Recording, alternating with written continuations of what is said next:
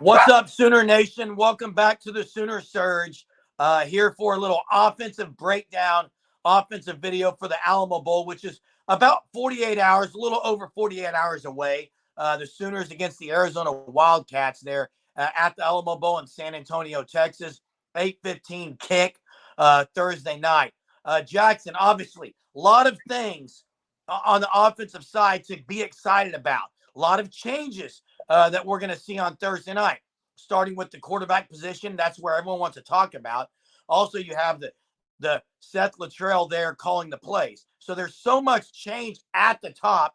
But furthermore, there's change all across the offense because the offensive line is going to have, at minimum, three new guys on the offensive line. So I think a lot of changes, a lot of excitement around the offensive side of the football, Jackson. But first, let's just open up with opening thoughts about this offense going in this game. Right.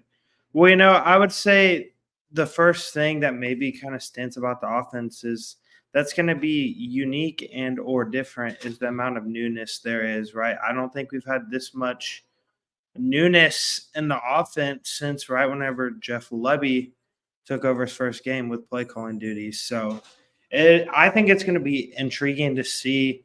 And obviously, Jackson Arnold, he wants to show maybe why he is deserving of being QB1 at Oklahoma, because being QB1 at Oklahoma comes with very high expectations, right? Obviously, we saw that with Dylan Gabriel in his first season. Oklahoma fans, they were down on him because he didn't perform up to their expectations.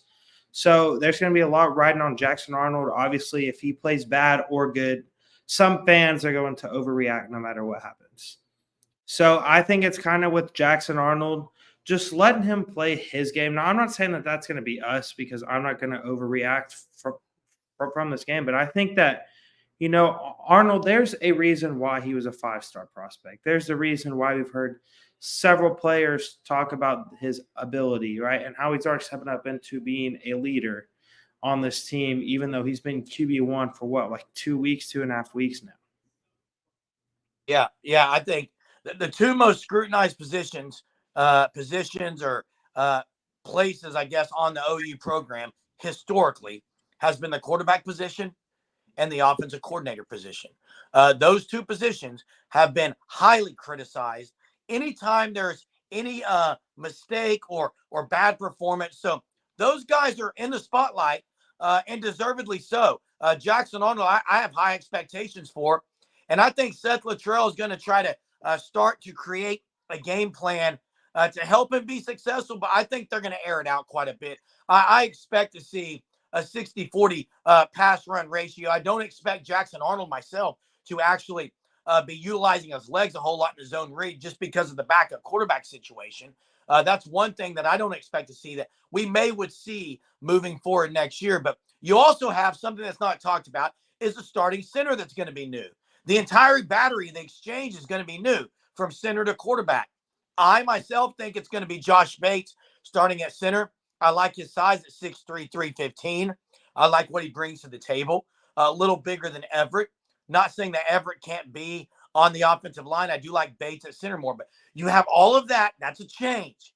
So that's going to be exciting to see. It's looking like Caleb Schaefer maybe at a position, maybe left guard possibly.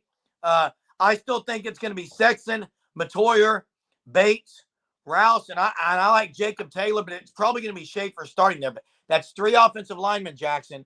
So it's going to be interesting early. Can OU get a ground game going? Can they protect the quarterback with this new line? Because if they can't, it doesn't matter what Seth Luttrell throws out there, what play he calls. That's a big deal. The offensive line change is something really to keep your eye on in this offense. Mm-hmm. And, something with, I think, this offense that I would like to see or that we could see is maybe something that Oklahoma fans aren't too fond of, but it's really just the quick screen game. Get the ball out of Arnold's hands quick, allow him to get comfortable, a rhythm into the game, get a feel for the game. Because if the offensive line is not blocking well, if they're not playing well, then, it's going to make things more tough on Jackson Arnold. Now, obviously, I expect Jacob Sexton and Walter Ross and McCaden Matower to hold up just fine. Is it Josh Bates at center? Is it Troy Everett? who's that guard? Is it Caleb Schaefer? Is it Heath Ozida? Is it Jake Taylor, right? We don't know yet. I expect several guys to get an opportunity because, really like last year in the Cheez Bowl is whenever we saw a lot of young guys play as well. And we saw some guys step into their own, especially with a guy like Nick Anderson, right? He started to make a few plays. So it's like, who's going to step up as a young guy and really make their presence known and potentially ride themselves with all this momentum into the offseason to earn a starting spot year one in the SEC on this offense? Yeah, and the running back room is pretty cemented. Gavin Sawchuk's going to be the guy. The only question mark's going to be is if Tolly Walker plays or if they're going with Barnes and Hicks.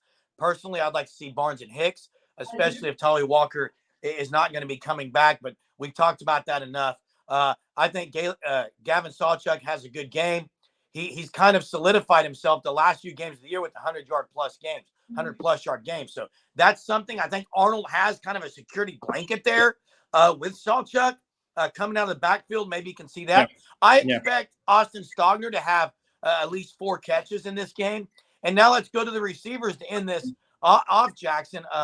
Obviously, you got Stoops, you got Anderson, and Farouk is going to be playing.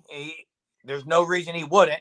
But I do think Gibson plays more in this bowl game. Now, the question is, does Pettaway, does Brennan Thompson, those two guys? I think that's something to keep your eye on. And I expect at least 5 40-plus deep shots. Yeah, and I think this might be the Jaden Gibson arrival game. I think Jaden Gibson is going to have himself a monster day, but I'll save that for another day to talk about why I think that. But yeah, as you said, just the wide receivers, man, they're there with Nick Anderson, with Jaleel Farouk, with Drake Stoops, with Jaden Gibson, with Brennan Thompson, right? Their speed and their size and there's versatility. Jackson Arnold, it's not like he's going to be playing without any wide receivers. It's not like half the wide receivers gone transferring or going to the NFL. So, I think Arnold, obviously, we saw him at the end of the BYU game this year. He made an audible and made an NFL-level throw to Jaleel Farouk. And he targeted Farouk a few times later in that game. So, Jackson Arnold, he might be more comfortable throwing the ball to guys like Drake Stoops and Jaleel Farouk just due to the experience they have. Yeah, he's definitely not short of playmakers going in this bowl game. And if there is a weakness for Arizona, it is on the defensive side of the ball. So I think OU can put points up. I think they will. A lot of this does hinge on that O-line and what it looks like. But we want you to drop your comments in this video, Sooner Surge viewers. What are you expecting to see from this offense? Maybe something from Seth Luttrell. Who are you looking forward to seeing in this bowl game on Thursday night against the Arizona Wildcats? Make sure you subscribe to our channel. Thanks for being part of it. Thanks for viewing this video. Appreciate it. Till next time. Boomer. Boom.